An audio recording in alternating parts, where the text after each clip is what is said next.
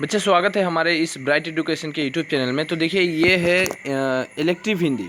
जो असामीस मीडियम के स्टूडेंट है, ठीक है, जो भी असामीस मीडियम के स्टूडेंट है उनका इलेक्टिव हिंदी होता है। उनका हिंदी जो है वो इलेक्टिव हिंदी होता है। ऐसे हिंदी ई दे के रहेगा।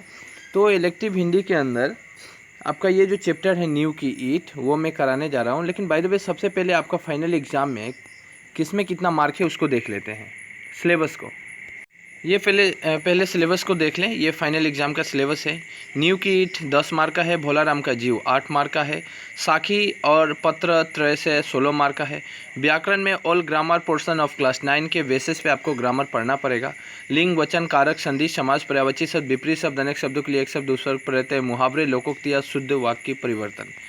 बाय द वे आपको कहना चाहता हूँ कि ये जो ग्रामर है, ग्रामर का पूरा सेक्शन मैं कवर कर चुका हूँ मेरे हिंदी ग्रामर का प्लेलिस्ट में। जाके आपको डिस्क्रिप्शन के नीचे लिंक मिलेगा, आप प्लेलिस्ट में भी जाके चेक कर सकते हैं पूरा ग्रामर। और नहीं तो ऐसे लिखिएगा पर्यायवाची शब्द ब्राइट एजुकेशन सेंटर, इस तरह बोलना पड़ेगा आपको। स्पीच भी बोलिएगा तो आ जाएगा। आप मुहावरे ब्राइट एजुकेशन सेंटर, वाक्य शुद्धिकरण ब्राइट एजुकेशन सेंटर बोलने से वो आ जाएगा। इसके बाद देखिए नीलकंठ के अंदर 14 मार्क का है। So very very interesting chapter. Neelkanth बहुत इंटरेस्टिंग चैप्टर है। जो बीत गई सो बात गई, हरिवंश राय वचन, सो वेरी वेरी इंपॉर्टेंट। वहाँ से बहुत मार्क है, 12 मार्क है और इंटरेस्टिंग भी है, वो हमें कुछ सिखाते भी हैं। निबंध लेखन का 8 मार्क है। पत्र लेखन 5 मार्क है, पत्र लेखन भी करा चुका हूँ। अनुवाद 5 मार्क है। अपठित गद्यांश आपको पढ़ के आंसर देना है। बाद में 100 मार्क का एग्जाम होगा, ठीक है। आलोक भाग 2, इसका बुक का नाम है आलोक भाग 2। तो ये है इलेक्ट्री हिंदी का सिलेबस के बाद हम कवर करते हैं चलिए शुरुआत करते हैं कवि की परिचय से। देखिए कवि परिचय हमें पढ़ना बहुत ज़रूरी है।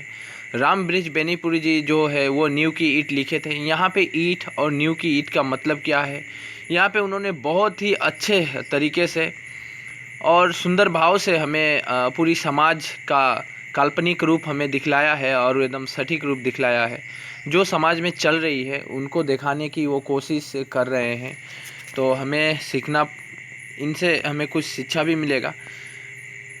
यशवी ललित निबंधकार राम बृज बेनीपुरी जी का आधुनिक हिंदी साहित्य की अमर विभूतियों में अन्यतम है। देखिए उनका बहुत श्रेष्ठ स्थान है, बहुत ही श्रेष्ठ स्थान उनको प्राप्त है हिंदी के अंदर। आगे देखा जाए क्या लिखा है, जो आप बहुमुखी प्रतिभा के धनी थे। इनको कहा जा रहा है कि ये इनके अंदर प्रतिभा मतलब आपके अंदर कला, वो भर भर के मतलब कूट कूट के भरी हुई थी। प्रतिभावान व्यक्ति थे भाई। आपके गद्य लेखक, शैलीकार, पत्रकार, स्वतंत्रता सेनानी, समाजसेवी और हिंदी प्रेम के रूप में अपनी प्रतिभा की अमिट छाप छोड़ी है। देखिए ये जो भी गद्य लिखे हैं, गद्य की बात बोल रहा हूँ मैं, पद नहीं के, पद हो जाता है कविता, गद्य और पद। गद्य लेखन जो भी कहानियाँ लिखे हैं उन कहानियों के अंदर हमें शैलीकार, पत्रकार, स्वतंत्रता सेनानी, हमें इन लोगों का चरित्र, इन लोगों की भाव हमें देखने को मिलेगा। समाज सेवा, उनकी कहानी पढ़ने से हमें समाज सेवा का भी भावनाएं मिलेगी। ये सब भावनाएं उनकी गद्य में झलकती है, ठीक है, देखने को मिलती है। राष्ट्र निर्माण, समाज संगठन और मानवता के जयगान को लक्ष्य बनाकर बेनीपुरी जी ने ललित निबंध, रेखाचित्र, स्मरण, रिपोर्टाज, नाटक, उपन्यास, कहानी, बाल साहित्य आदि विविध गद्य विधाओं में जो महान रचनाएं प्रस्तुत की है वे आज भी युवा पीढ़ी के लिए बहुत ही अमोघ प्रेरणा की स्रोत है। कि अभी भी हम अगर उनकी जो भी कहानियाँ, जो भी रेखाचित्र, निबंध, नाटक, उपन्यास जो भी है उनके द्वारा लिखी गई, हम उनको पढ़ेंगे तो वो हमारे लिए एक प्रेरणा देगी। प्रेरणा मतलब क्या होता है, आपको एक प्रेरणा देती है कि आपको समाज में कैसे, किस काम को करना है, समाज में कैसे रहना है। हम अगर इनको पढ़ते हैं, इनकी कहानियों को पढ़ते हैं, तो इन्हें हम पढ़ते हैं तो हमें कुछ प्रेरणाएं मिलती है, कुछ शिक्षा मिलती है हमें, जो अभी भी है, अभी भी चल रही है। राम बृज बेनीपुरी जी का जन्म 1902 ईस्वी में बिहार के मुजफ्फरपुर जिले के अंतर्गत बेनीपुरी नामक गांव में हुआ था। सो वेरी वेरी इंपॉर्टेंट, यहाँ से क्वेश्चन देखिए, पेन एंड कॉपी लेके बैठिएगा। मेरा पढ़ाने का नियम यही रहता है, चाहे मैं ट्यूशन में पढ़ाऊँ, चाहे आपका स्कूल में पढ़ाऊँ, चाहे मैं ऑनलाइन पढ़ाऊँ, मैं कहीं भी पढ़ाऊँ, पढ़ाने का नियम यही है कि आपको, स्टूडेंट का काम होता है पेन कॉपी लेके बैठने का, टीचर का काम होता है एक्सप्लेन करना। टीचर समझाएगा, समझ में ना आए कमेंट जरूर कीजिएगा। आप लोग सामने तो है नहीं, सामने रहने से बोलते हैं, तो ठीक है कमेंट कीजिएगा, हम वो प्रॉब्लम को दूर ज़रूर करूँगा, या कोई असुविधाएं हो रही है तो बोलना चाहिए टीचर को। जब तक देखिए एक बच्चा की बीमारी है, वो डॉक्टर को ना बोले तो वो डॉक्टर आपको दवा क्या देगा, है कि नहीं। इसलिए अपनी बीमारी टीचर से बतलाना चाहिए। बीमारी मतलब हो गया आपकी समझ में ना आता है, आपके अंदर जो कमियाँ हैं वो बोलना चाहिए। यहाँ पे देखिए एक क्वेश्चन बना है कि रामब्रिज बेनीपुरी जी का जन्म कब और कहाँ हुआ था। बाय द वे यहाँ से यहाँ टिक मार्क किया हुआ है, क्वेश्चन आप लिखते जाइए और आंसर यहाँ पे लिखिएगा। बचपन में ही माता पिता के यहाँ पे दिया है देहावसान मतलब देहांत। देहावसान मतलब देहांत, मर जाने के बाद, वही है। माता पिता के मरने के बाद देहांत हो जाने के कारण आपका पालन पोषण ननिहाल में हुआ था। ननिहाल मतलब नानी के घर, मतलब आपकी मम्मी के मम्मी, ठीक है, आपका नाना नानी, उनका पालन पोषण, उनकी मम्मी तो थी नहीं, मम्मी पिताजी दोनों ही मर गए थे, तो उनका जो पालन पोषण हुआ था नानी के घर में हुआ था, ननिहाल में हुआ था। मैट्रिक की परीक्षा पास करने से पहले 1920 में वे महात्मा गांधी के असहयोग आंदोलन में कूद पड़े। क्वेश्चन बनेगा यहाँ पर, रामब्रिज बेनीपुरी जी कब असहयोग आंदोलन में भाग लिए थे, तो 1920 में। देखिए 1920 में असहयोग आंदोलन शुरू हुई थी और ये महात्मा गांधी जी उसको लीड कर रहे थे, तो वहाँ पे वो भी पार्टिसिपेट किए। भारतीय स्वतंत्रता संग्राम के सक्रिय सेनानी के रूप में आपको 1930 से 1942 ईस्वी तक का समय जेल यात्रा में ही व्यतीत करना पड़ा था। यहाँ पे बहुत ही दुखजनक बात है कि जब उन्होंने यह जो आंदोलन था, असहयोग आंदोलन था, इसमें जब भाग लिए थे तो उस समय तो ब्रिटिशों का राज चल रहा था। आपको मालूम है कि 1947 में हमारे देश की आज़ादी मिली, ठीक है, और 1920 की बात बोल रहा हूँ, बहुत 20 साल पहले, 20-30 साल ही पकड़ लीजिए, 30 ईयर्स पहले की बात अगर बोल रहा हूँ मैं। उस समय ब्रिटिश राज कर रहे थे, यहाँ से गए नहीं थे, तो वो लोग क्या करते, बहुत अत्याचार कर रहे थे हमारे भारतवासियों पर, ठीक है। और उसी समय जब बहुत सारे लेखक को अब देखेंगे, बहुत सारे महापुरुषों को देखेंगे जिन्होंने आंदोलन में भाग लिया महात्मा गांधी के साथ। नॉन कॉर्पोरेशन मूवमेंट हो गया, क्विट इंडिया मूवमेंट होगा, भारत छोड़ो आंदोलन हो गई, असहयोग आंदोलन हो गया, सविनय अवज्ञा आंदोलन हो गया, तो इन सब में सभी भाग लेते थे। तो ये भी जब भाग लिए थे तो इनको अंग्रेज क्या करता था, जितने भी, देखिए अंग्रेज बहुत चालाक था। अंग्रेज क्या करता था, जो मूल जड़ है ना, जड़, देखिए ये लोग तो पढ़े लिखे व्यक्ति थे, ज्ञानी व्यक्ति थे। ये क्या करते थे, आंदोलन में जाकर सभी लोगों को इकट्ठा करते थे, मतलब ये एक लीडर के तौर पे काम करते थे, एक मंत्री के तौर पे ये लोग काम करते थे। तो आपको अगर वहाँ का पब्लिक को कमज़ोर बनाना है तो मंत्री को ही कमज़ोर बना दीजिए, मंत्री को ही सीट से उतार दीजिए, तो वहाँ का पब्लिक कमज़ोर हो जाएगा। तो बातें वही है कि ये लोग भी क्या करता था, जो लीडर वगैरह थे, जो नेता थे वहाँ के, उनको उठा के डायरेक्ट जेल में डाल देता था। तो इसीलिए दुर्भाग्य की बात है 1930 से 1942 तक उन्हें जेल में ही रहना पड़ा। देखिए 1930 से 1942 बहुत होती है, 12 साल वो जेल में काटे, बहुत बड़ी बात होती है, व्यतीत करना पड़ा। इसी बीच आपका पत्र कारिता एवं साहित्य सर्जना में भी जुड़े रहे। बिहार हिंदी साहित्य सम्मेलन को खड़ा करने में आपका महत्वपूर्ण भूमिका निभाई। देखिए बिहार हिंदी साहित्य सम्मेलन, उन्होंने बिहार में बिहार हिंदी साहित्य सम्मेलन, उन्होंने एक संगठन बनाकर बिहार हिंदी साहित्य सम्मेलन किया था। वही बोला गया कि खड़ा करने में उनका महत्वपूर्ण योगदान रहा है। स्वाधीनता प्राप्ति के पश्चात आपने साहित्य साधना के साथ साथ देश और समाज के नवनिर्माण कार्य में अपने को जोड़ दिया। वे देश के लिए वे बहुत ही महत्वपूर्ण भागीदारी उनका देखने को मिलता है देश को लेकर, क्योंकि एक तो है जो साहित्य लिखना ये भी एक देश का ही काम होता है, ठीक है। समाज में साहित्य लिखकर समाज को सुधारना, इसके बाद स्वतंत्रता संग्राम में भाग लेना, तो पूरा अपना ज़िंदगी न्यौछावर कर चुके थे देश के लिए। तो देखा जाए कि वो जो नवनिर्माण कार्य किए थे और अपने को जोड़े रखे थे समाज सेवा के लिए, 1968 में उनका, मतलब 1968 में उनका स्वर्गवास हो गया, मतलब उनकी मृत्यु हो गई। आगे बढ़ते हैं, आराम से देखते चलिएगा। एक क्वेश्चन यहाँ पे यही बनेगा, ऊपर का क्वेश्चन इतना कुछ बनेगा नहीं, एक क्वेश्चन यहाँ पे और बनेगा। रामब्रिज बेनीपुरी जी कब से कब तक उन्हें जेल की यात्रा करनी पड़ी थी, या कब से कब तक वे जेल में अपनी ज़िंदगी व्यतीत किए थे। क्वेश्चन एग्जामिनर कैसे भी पूछेगा तो बस यही, तो यही है, कब से कब तक उन्हें व्यतीत करनी पड़ी थी, मतलब उनकी ज़िंदगी गुजारनी पड़ी थी जेल में। तो 1930 से 1942 एक क्वेश्चन बना है, लिख लीजिएगा। एक क्वेश्चन और बना, जो रामब्रिज बेनीपुरी जी का स्वर्गवास कब हुआ था, या मृत्यु कब हुई थी। एग्जामिनर चाहे मृत्यु दे सकता है वर्ड में, शब्द में या तो स्वर्गवास दे सकता है। तो बाय द वे आपको दोनों ही याद रखना है और वहाँ पे सिर्फ सन या ईयर को ही मेंशन करना है। 1968 में उनकी मृत्यु हो गई। बेनीपुरी जी की पत्रकारिता जगत के साहित्य साधना के संसार में आए। छोटी उम्र से ही आप पत्र पत्रिकाओं में लिखने लगे। ये तो बात है कि वे न्यूज़पेपर में भी लिखना प्रारंभ कर दिए थे, पत्र पत्रिकाओं में भी, ठीक है। उसके बाद आगे चलकर अपने तरुण भारत, किसान मित्र, बाल युवक, कैदी, कर्मवीर, जनता, तूफान, हिमालय और नई धारा नामक पत्र पत्रिकाओं का भी संपादन किया था उन्होंने। ये सब पत्र पत्रिकाओं का संपादन भी किए थे। तो हालांकि यहाँ से क्वेश्चन आएगा नहीं, जो क्वेश्चन आएगा मैं बोल दूंगा डायरेक्टली। संपादन किए थे। आपकी साहित्य रचनाओं की संख्या लगभग 100। हाँ, क्वेश्चन ये पूछ सकता है कि रामब्रिज बेनीपुरी जी का कुल साहित्य रचनाएं कितनी है, तो 100 है, लगभग 100 है, अप्रोक्सीमेटली बोला गया है। जिनमें से अधिक रचनाएं बेनीपुरी ग्रंथावली नाम से प्रकाशित हो चुकी है। हाँ, क्वेश्चन ये आया वो भी था कि क्या आया था कि रामब्रिज बेनीपुरी जी की जो भी रचनाएं हैं वो किस में प्रकाशित हो चुकी थी या होती थी, तो वो होगा बेनीपुरी ग्रंथावली, ठीक है। ये इसका क्वेश्चन और आंसर दोनों बोल दिया मैं। उनकी कृतियों में से गेहूँ और गुलाब, देखिए गेहूँ और गुलाब निबंध और रेखा चित्र है। वंदे वाणी विनायको ये एक गद्य है। पतितों के देश में ये एक उपन्यास है।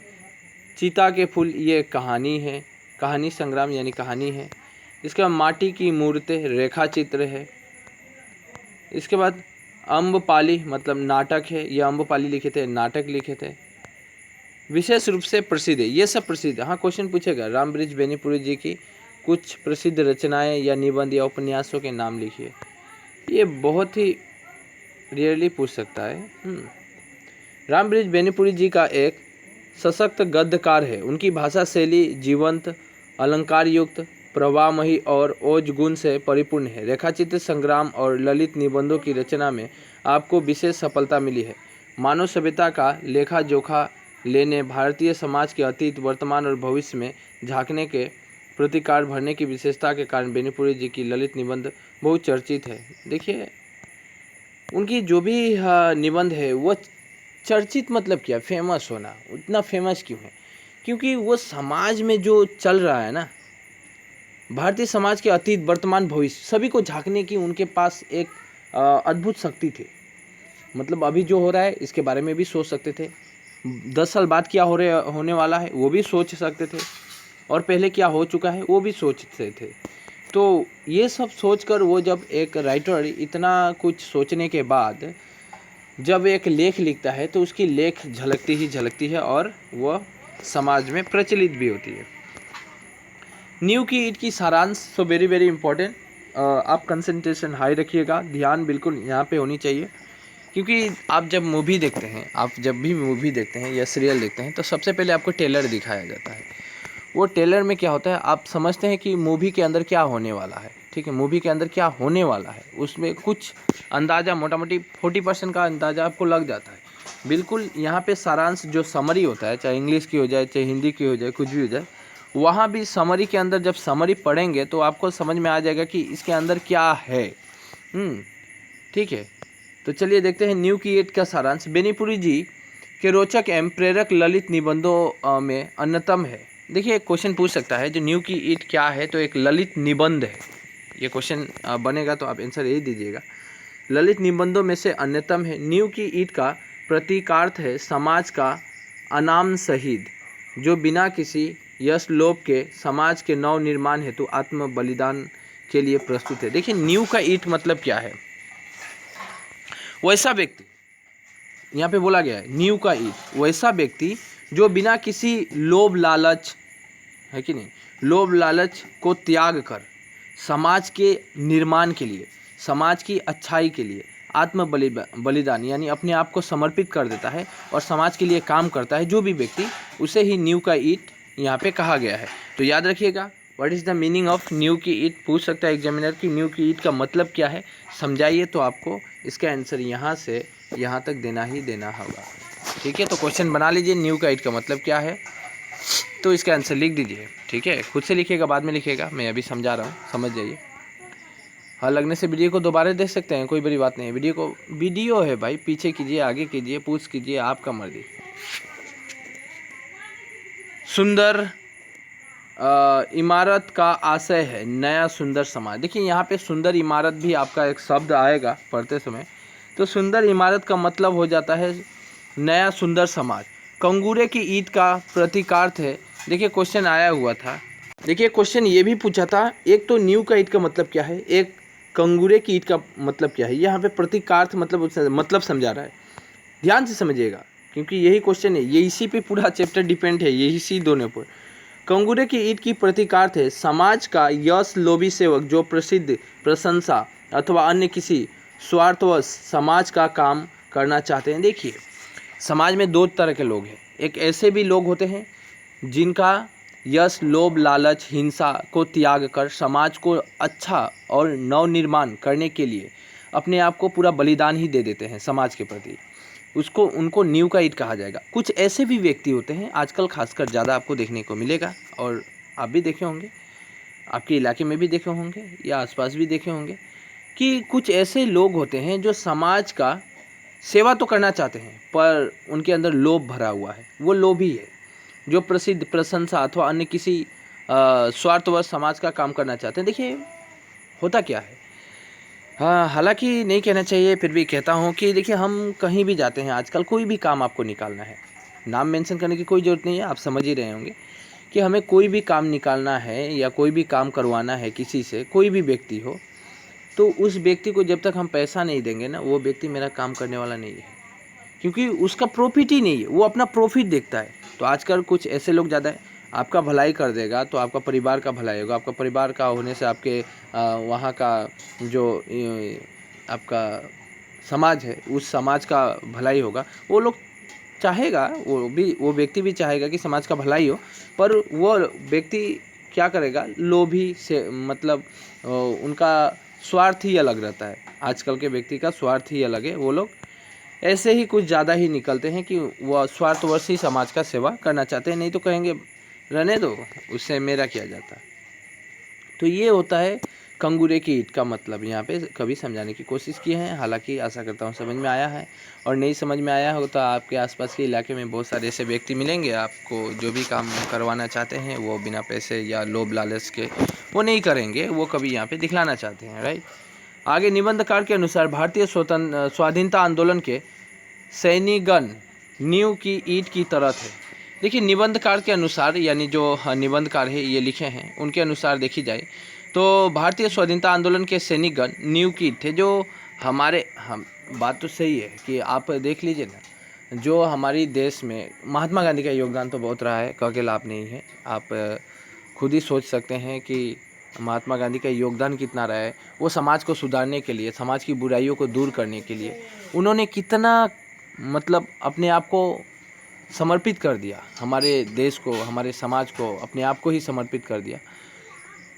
वो लोभ लालच में थे नहीं, बिना स्वार्थ भाव के वे हमारे देश की भलाई चाहते थे। तो पहले जो भी स्वतंत्रता सेनानी थे, हम उन्हीं की बात ही सिर्फ नहीं कर सकते, बहुत सारे स्वतंत्रता सेनानी थे, आप जानते ही है।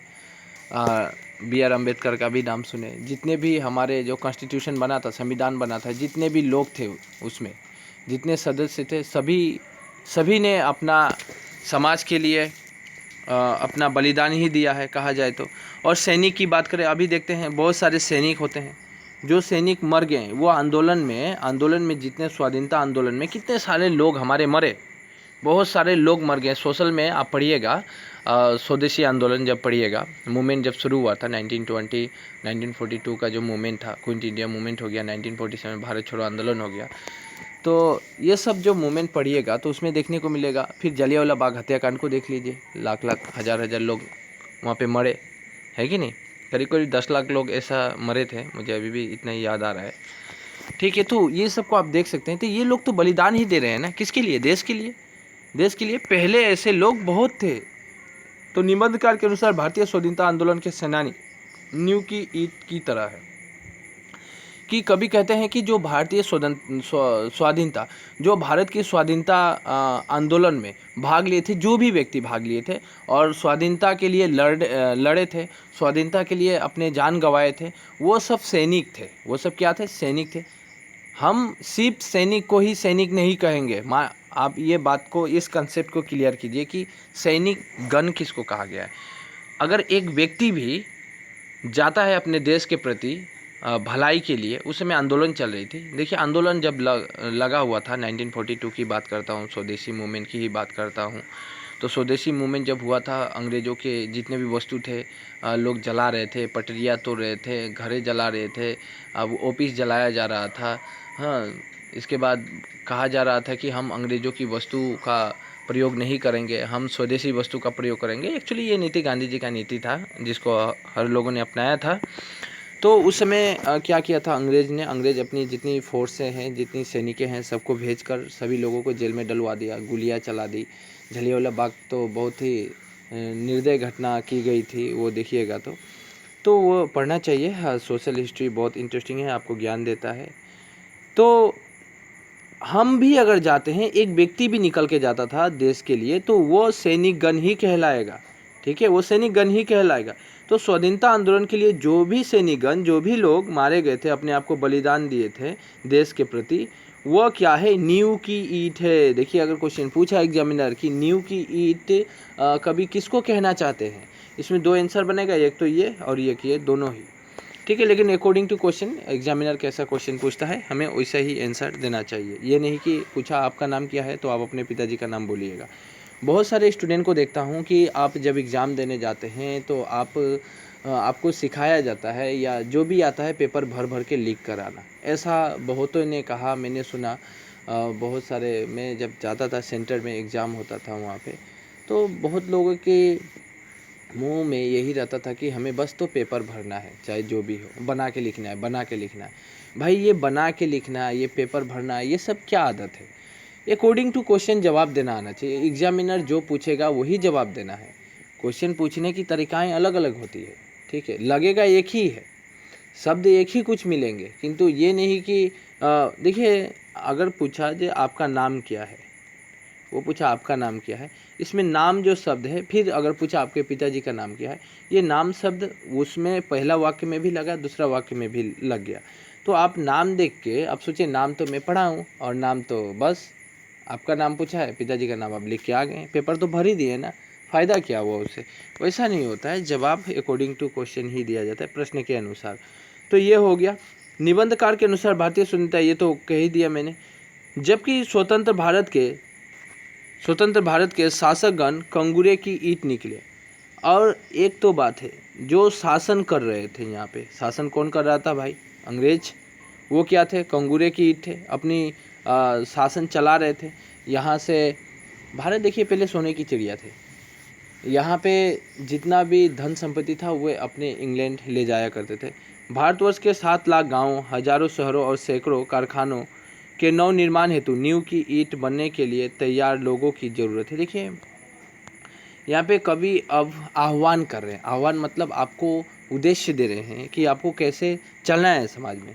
वो कहते हैं कि हमारे जो भारतवर्ष है ये बहुत, देखिए most population, second most population country बोला जाएगा भारत को। भारत इतना जनसंख्या वाला राज्य है और क्षेत्रफल की दृष्टि से हम लोग 7वें स्थान पे है। तो देखा जाए तो यहाँ पे देखिए कि जो भारत है ना, भारत में 7 लाख गांव, हजार शहरें, सैकड़ों कारखाने नवनिर्माण हेतु नींव की ईंट बनने के लिए लोगों की, हम अगर चाहते हैं हमारे देश का भलाई हो, हमारे देश में कल कारखाने बने, हमारे देश में गांव डेवलपमेंट हो, हमारे देश में सड़क बने, हमारे देश के नौजवान पढ़ाई लिखाई करके अच्छे पुरुष बने, तो इसके लिए सभी लोगों को, जितने भी लोग रहते हैं भारत में, सबको नींव की ईंट बनना पड़ेगा। मतलब आपको स्वार्थ रहित आपको बनना नहीं है, आपको स्वार्थ छोड़ना पड़ेगा, लोभ, हिंसा, द्वेष छोड़ना पड़ेगा, मेल मिलाप से काम करना है और समाज के प्रति आगे आना है। ठीक है, आजकल तो ऐसे लोग हैं जो अगर बोलिएगा चलो समाज के लिए ये मंदिर बनवाना है तो थोड़ा कुछ कर देते हैं, तो लोग बोलते हैं मेरा काम है, मैं नहीं जाऊँगा, है कि नहीं? या समाज का कोई मीटिंग है, आपको जाना है समाज की डेवलपमेंट के लिए, तो वहाँ भी आपका समय नहीं रहता है। तो आजकल लोग समाज के लिए समय तो दे नहीं रहे, तो समाज बढ़ेगा कैसे? तो हालांकि नहीं होना चाहिए, परंतु विडंबना यह है कि आज कंगूरे की ईंट बनने के लिए चारों ओर होड़ा होड़ी मची है। कभी देखिए वो मेंशन, कभी पहले ही मेंशन कर चुके थे, वो भविष्य जानते थे ऐसा होने वाला है और वो कह दिए थे। और हम अभी देखने को मिलता है कि होड़ा होड़ी मची हुई है। मतलब विडंबना यह है, दुख भरी बात तो यह है कि आज के लोग आज कंगूरे की, कंगूरे मतलब जो स्वार्थी है, जो लोभी है, जो हिंसक है, जो मतलब पैसा लोभ लालच पे भरा हुआ लोग है, वैसे व्यक्ति की बात की जा रही है। तो आजकल लोभ लालच मतलब बनने के लिए होड़ा होड़ी मची हुई है। आजकल कोई भी किसी को पोस्ट मिल जाता है तो गलत इस्तेमाल कर रहा है, चाहे वो कोई भी ऑफिसर हो, चाहे नीचे से लेकर, हम चपरासी से लेकर पूरी ऊपर तक की बात करता हूँ। तो आजकल सभी बनने के लिए तैयार है, लेकिन बनने के बाद क्या होता है? वही लोभ लालच, वो तो पड़ी हुई है समाज में, उस वही दूर करना है हमें। नींव की ईंट बनने की कामना लुप्त हो रही है। अब हम बात करते हैं नींव की ईंट, तो नींव की ईंट जो है, नींव की ईंट तो वही व्यक्ति बनेगा जो समाज को अपने आप को समर्पित कर देगा, समाज के लिए कार्य करेगा, जैसे महात्मा गांधी किए थे, सुभाष चंद्र बोस को देख लीजिए। तो बहुत सारे ऐसे सेनानी थे जिन्होंने अपने आप को बलिदान दिया देश के प्रति, बहुत सारे थे। खासकर तो 3 व्यक्ति का नाम कभी हिस्ट्री में जल्दी सुनने को मिलता ही नहीं, लेकिन उन लोग का भी बहुत बड़ा योगदान रहा है। भगत सिंह को देखिए, बहुत सारे लोग थे। तो देखें आगे, ये होड़ा होड़ी मची हुई है। मतलब आजकल कंगूरे की ईंट बनने के लिए सभी लोग तैयार है, पर नींव की ईंट बनना नहीं चाहते हैं। नींव की ईंट बनने की कामना तो लुप्त होती जा रही है। नींव की ईंट कोई बनाई, ईमानदार कोई व्यक्ति जल्दी बनना नहीं चाहता है। इस रूप में भारतीय समाज का नवनिर्माण संभव ही नहीं है। इसलिए कभी कहते हैं, जो अभी जो परिस्थिति मैं देख रहा हूँ, जैसी दुनिया चल रही है, समाज कभी भी डेवलप्ड नहीं करेगा। ठीक है, समाज का निर्माण ही सही नहीं हो पाएगा, कवि का कहना यह है। इसलिए निबंधकार देश के नौजवानों को आह्वान किया है कि वे नींव की ईंट बनने की कामना लेकर आगे आएं और भारतीय समाज के नवनिर्माण में चुपचाप अपने को खपा दें। यहाँ पे कवि बहुत अच्छी बात हमें आदेश दे रहे हैं कि नौजवानों के लिए, जितने भी नौजवान, जितने भी पढ़ लिख रहे हैं लड़के, आगे जाके बड़े कुछ कार्य करेंगे समाज के लिए। वो चाहते हैं कि समाज के लिए वे लोग काम करें, जो भी नौजवान लोग हैं, और वे अपने आप को चुपचाप खपा दे, मतलब समाज के प्रति अपने आप को आत्मसमर्पित कर दे। ठीक है, तो ये उनका ये आह्वान है और हमें मानना भी चाहिए।